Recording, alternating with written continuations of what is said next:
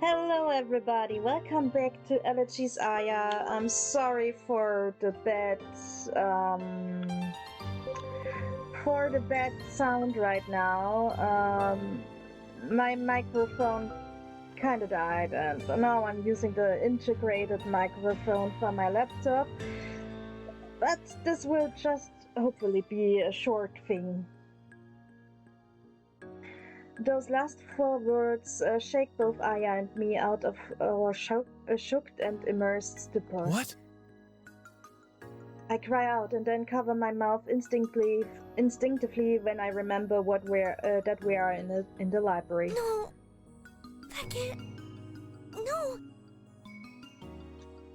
Next to me, Aya shakes her head, her wide eyes still staring ahead at the list of files on the screen. That can't have been you, right?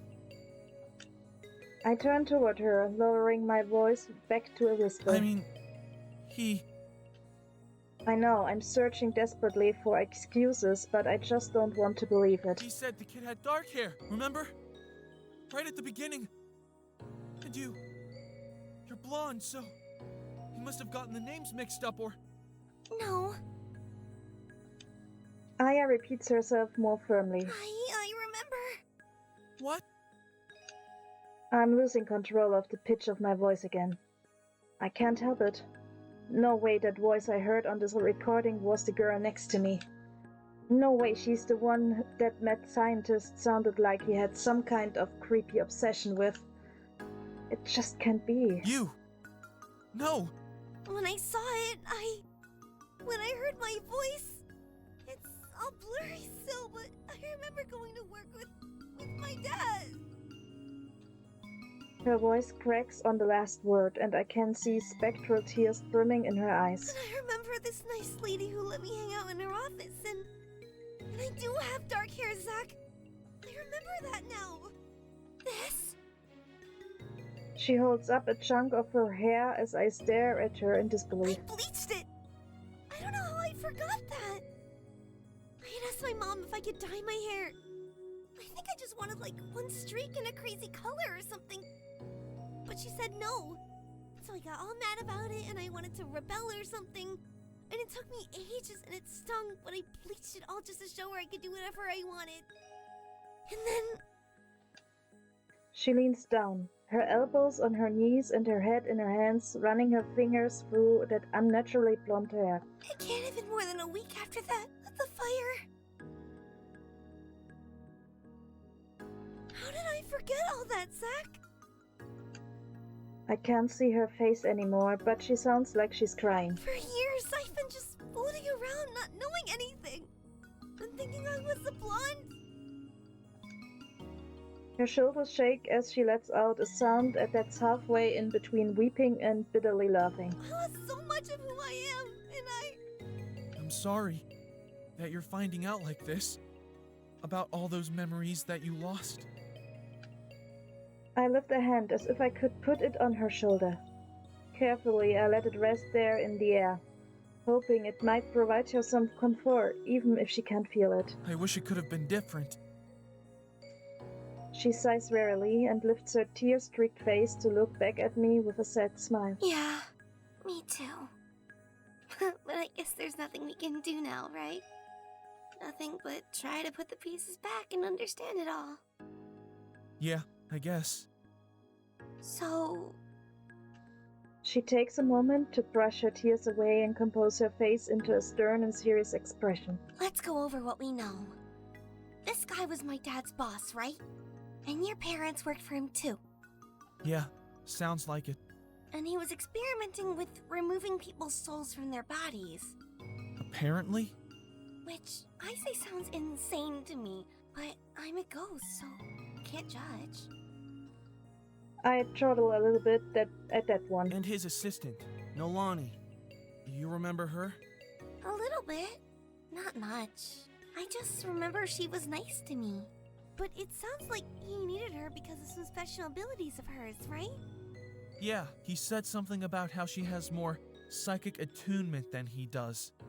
Yeah, so like, he needs her to report on stuff he can't see or something. Do you think that's... I trail off, unsure of myself. There are some questions I don't quite want to ask yet. I know we are on the verge of finally getting more answers, but I'm also a little afraid of what some of them might be. What were you going to say? Just I take a deep breath and then let out the words I've been wondering about anyway. do you think that's what's going on with me? Should just ask if she is the soul getting separated from her body. Am I more like psychically attuned than your average person? Is that why I can see you when other people can't? Aya opens her mouth wide in wonder. Wow. Yeah. I guess so. That could be it, right? Yeah. Well, I'm glad. That you were born with psychic powers or whatever. Of course you are glad, Yeah, me too. because he's the only one who can talk with you right now. Hunched down in our little corner of the darkened library, we smile at each other before simultaneously turning back to the tablet screen. Should we keep watching? Yeah, I'm okay now. Let's see what else happened. I nod and lift my finger toward the screen. The numbers have gone up again with the next file, even more so than last time. I tap the file name entry 102 back up and press play.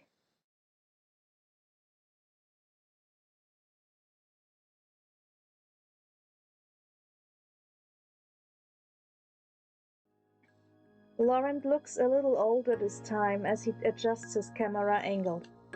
There are a few more subtle strands of gray hair around his temples, as well as wrinkles at the corner of his eyes. But the glowing energy in those wild eyes hasn't faded in the least. If anything, it's even grown. He stares at the camera for several moments before speaking, his lips moving subtly as if he's trying to decide what to say. When he finally begins to voice his voice is quiet and slightly raspy. Sometimes there are sacrifices that have to be made for the greater good. Dr. Farage was a brilliant scientist, one of the best of us, but he just couldn't see. Laurent lowers his head into one hand for a moment and takes a deep breath. I attempted to explain to him so many times the significance of the breakthroughs that I'm certain we would reach if we could only widen the net of our test subjects to include those of a younger age. And especially if he could see a way forward to involving his family in this greatest of causes. But no, whatever I said, he refused. He was open to the idea of expanding the range of the test subjects, of course. He assured me as much on several occasions. But he wanted to do more research first. More of the same experiments we've been doing over and over again here in the hospital. He wanted numbers, risk evaluations, ethics board approvals. And he was afraid for his daughter. He thought something would go wrong, that he would lose her. When I am trying to make her immortal. Laurent pounds his fist on his desk and the camera shakes. Then he sucks in another deep breath and lets it out slowly. She would have been perfect. That first day I met her in Noelani's office, I am certain she would have been. She was so imaginative, so inspired, so innocently open to new ideas. But each time I've managed to see her afterwards, she has grown. She's in her teens now, a high school student. She still reads voraciously, of course, books far beyond the level you'd expect from one of her young age. She still asks the most original questions about the nature of her father's work whenever circumstances force him to bring her along for the day. But her mind is increasingly marred by the petty concerns of fashion and teenage social lives. I caught a glimpse of her last week, and she had dyed her hair. Those beautiful dark interests, damaged irreparably in pursuit of some juvenile trend. That was the last straw. I knew I had to preserve her intellect the way that it was now before any further distortion. And I knew that Dr. Farage would never understand. He could never separate his irrational emotions toward his daughter for the more important demands of science. Lauren is really the meaning of a crazy scientist. Aya will be the first of a new form of being, one that transcends the limits of our flawed physical bodies. She will usher humanity into a new age. The frenzy that Dr. Laurent worked himself into stops as suddenly as it began, his face turning downcast in the middle of a dramatic gesture and his hand falling back down to the desk. That is, if I can find her. He sighs. Noelani is gone, of course. She refused to participate in what had to be done. She was always soft-hearted, even about that cat. Perhaps I should have waited until I had recruited another with her special abilities. But Aya, her time was running out. I thought perhaps if I could only focus. He lifts a hand to his face and wipes away a single tear brimming in one of his wild eyes. The experiment worked. I know it did. I saw her, if only for a moment, in all her shimmering glory. Aya, freed from the shackles of mortality, ready to experience a new life. The expression on her face. It was nothing like the fear of the other inferior test subjects of the past. There was confusion, but also awe. She was beautiful. But Creep. then He's such a creep. I lost sight of her. I don't know where she went. I've never been able to hold the details of the extracted intellect in my mind. That was Noelani's field. She could be anywhere, and I wouldn't know how to find her. Unless she sees fit to communicate with me. Unless she returns. I have to believe that she will one day. That she has embarked on a journey that will test the limits of her new form, and that when she is satisfied, she will come back to me. Her creator, her savior. In the meantime, my experiments will continue. I will keep the true nature of what happened to Dr. Farage from the others. Of course, I'll have to persuade them to modify our work more slowly and carefully. But I will persuade them. The work will not stop until it is done. And I will keep the shell of Aya's physical form in as good health as I can, safe away from prying eyes. I'm not sure what would happen to her in the complete absence of it. Besides, perhaps its presence will call her back. Oh, this creep. One day. One day. He's such a creep. Boy.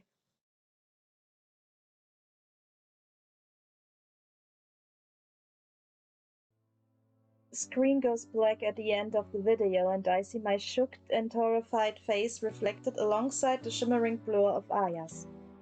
Then the blur shifts and Aya sinks right through the floor. Aya? Aya! I scramble to my feet, shoving the tablet in my bag and rushing to the library's stairwell. I've never seen her do something like that before. She usually prefers to float through doors alongside me, even if she doesn't have to. She might travel through walls sometimes when it's necessary, or just when it would be funny. But she's not really in the habit of it on an average day. I've certainly never seen her just drop from one floor of a building to another. It was an unsettling sight, and I can only imagine that it was her reaction to the terrible revelation in that video. It's past closing time at the library now, and it briefly occurs to me to be worried about security cameras or an after-hours custodians I might run into. But I push the thought out of my mind as I hurry down the stairs, my feet hammering against the linoleum. Being there for Aya right now is more important than whatever consequences might come later. The stairs take me down to a dimly lit basement where the shelves are much more tightly packed together than on the main floor. I sprint down the row and skip to a stop when the light of my friend's ghostly form catches my eyes.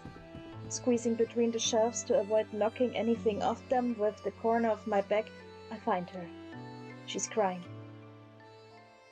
Her hands in her head in her hands, shoulders heaving, tears streaming between the gaps and her fingertips and fading away into nothingness before they hit the ground. I stand there in silence, a few steps away.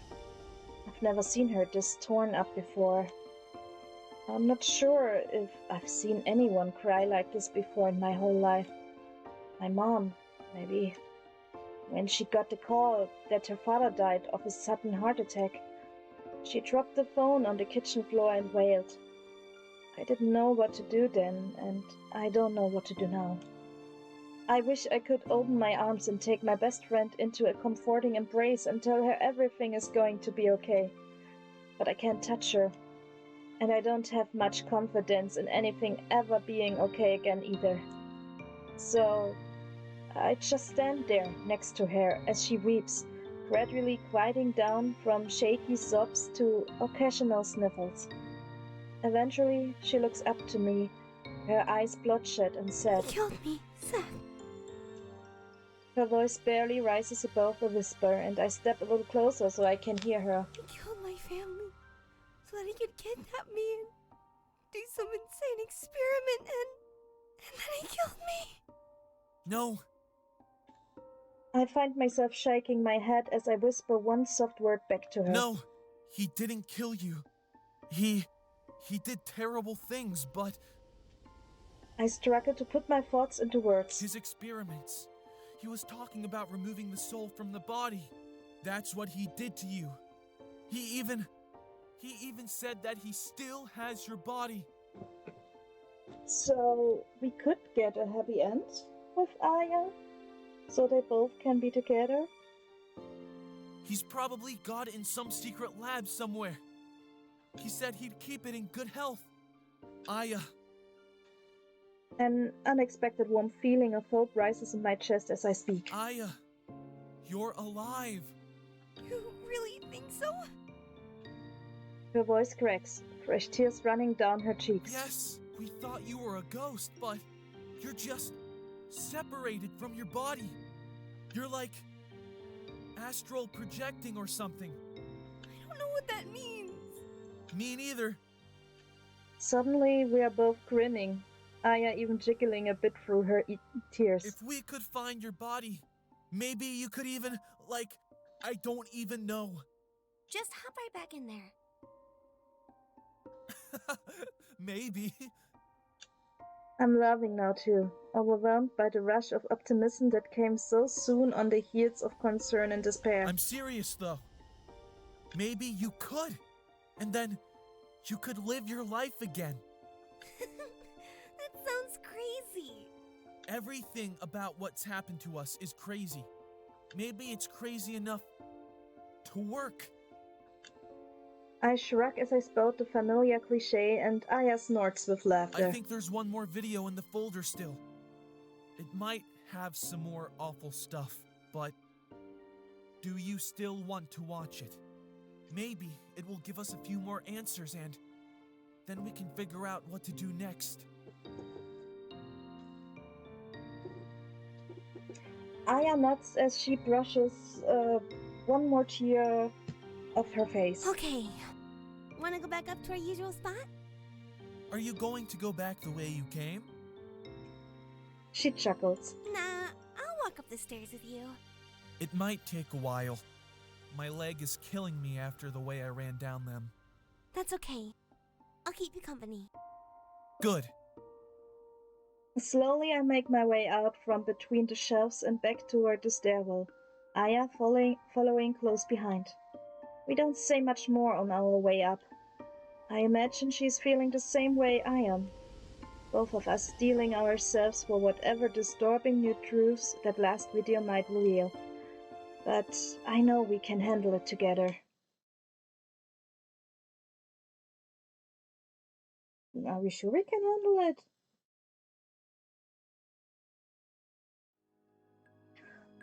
Laurent looks a little older again in this video. More tired. The lighting in his lab is dimmer, as if no one's gotten around to changing a few burned out bulbs. He takes his glasses off for a moment and rubs his eyes before beginning his log in a tone of exasperation. I suppose it was inevitable that more of my employees would find out the truth at some point. That's the thing about scientists. They're infuriatingly inquisitive. And these two, working together. He lets out a long huff of annoyance. I should never have hired a husband and wife. As brilliant as they both are, their loyalties will always be to each other, rather than to me. I've tried to calm them down, to impress upon them the importance of the work we're doing here. We're so close to having something to really show for it all. Ever since Aya, I've been able to make so many promising adjustments, and that Aya has to remain a secret, of course. My reputation would be ruined if that got out. No one would understand. They'd burn me at the stake rather than accept that sometimes great scientific advancements must come at a great cost. Laurent's expression hardens, shifting from dismay to determination. So the threats will have to be taken care of course, before they have the chance to reveal anything to the press. Not like I don't have experience in this sort of thing. I'll reach out to a few contacts and... He snaps his fingers. Gone. Eliminated. Goodbye, Doctors Gilbert and Gilbert. Lights out. Oh, this is so bitter. I want to kill him. It's my turn now to wordlessly stare at the screen, lost for a way to begin to process the revelation. I knew, I guess. I had put two and two together on some level before we even started watching these videos, drawing the logical conclusion out of all of this mess. But suspecting it is one thing and hearing it directly is another. Goodbye, Doctors Gilbert and Gilbert. Lights out. Images of my childhood, my parents, and the fire that ended it all swim through my mind. It was him. Their boss. Dr. Laurent, a mad scientist out of the pages of a comic book. He sent those shady assassins to kill my parents and torch my home to cover up the evidence. He did it to protect a terrible secret that it wasn't even the first time. And as if he hadn't taken enough from me yet, he had those creeps keep following me even after I got out of the hospital. Even as I was trying to piece my broken life back together, he was making sure I wasn't in the way. He sent them after me and Aunt Claire, and he took my family and my home from me all over again. He's the reason I'm huddled in the public library with a constant aching pain in my leg and nowhere safe to go. It was all him. Zach? Sounding like a faraway echo, Aya's voice cut through the gloom of my thoughts and reminds me that I'm not even the only one suffering because of Laurent. He killed Aya's parents too, and he took her and severed her spirit from her body in some desperate bite to transcend mortality. He did that to my best friend, the kindest girl I've ever met.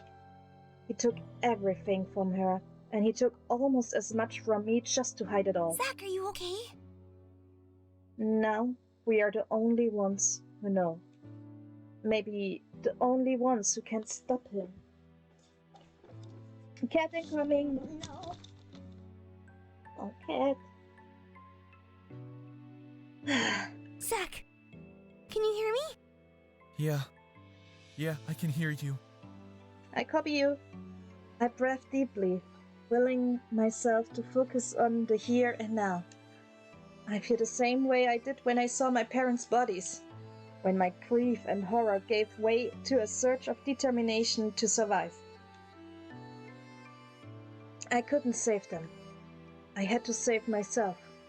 And now there might be someone else I can save too. Do you want to talk about it? No, I don't want to talk about it. I turn to Aya with a fire in my eyes. I want to do something about it. Aya lets out a breath that she must have been holding and nods vigorously. Me too. I smile. Of course we are on the same page. That's why we've been able to make it through all of this together. And maybe, just maybe, we'll be able to make it through a little bit more. We have to stop this guy. We have to find a way to get the word out. He's a murderer. And a terrible scientist. And just an absolute creep in general. We both chortle for a moment, huddled together in the dark of the empty library. I think we need to go back to the hospital. We know our way around there. We did so much exploring back in the day. Yeah, I know the layout like the back of my hand. His lab must be there, right? In one of those restricted wings? If he's working with funding from them and the university, that would make the most sense. And if we can sneak in? I'm unsure of the best way to word the next part of my thought process. Maybe we could find... Your body? Aya gives me another nod. She understands. We could find me? Yeah. My body. Yeah. I exhale with relief. Exactly. And then, we could get you out of there.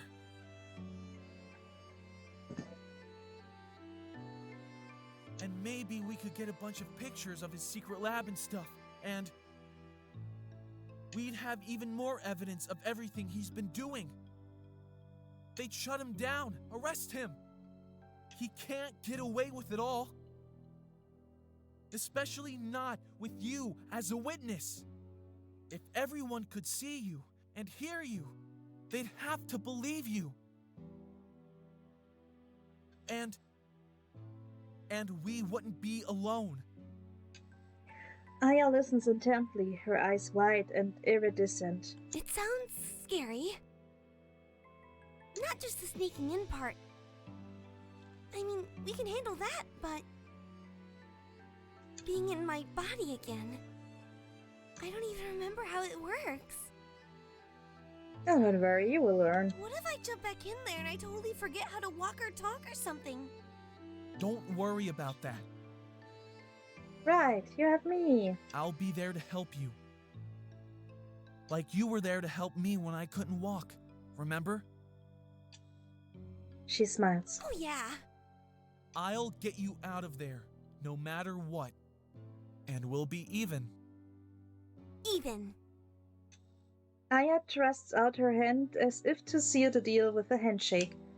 I chuckle and play along, the two of us lifting and lowering our hands in awkward marionette-like unison. Even. Hey, what should we do with this tablet? It's pretty important evidence too, right?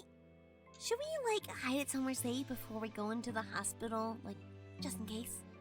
And then we can come back and get it, or something. And with that, lights out for this episode, my dearest. Give me a moment to save on our third page. I'm curious to see how this game will end. We are so close to the end, I guess. And I hope you will stay with me. If you want to see the end, leave a like, and you also can comment. Are you curious to see how it will end? Do you think we can save Aya? Let me know in the comments. And if you don't want to miss the next episode, subscribe to the channel. Until next time, everybody, bye bye!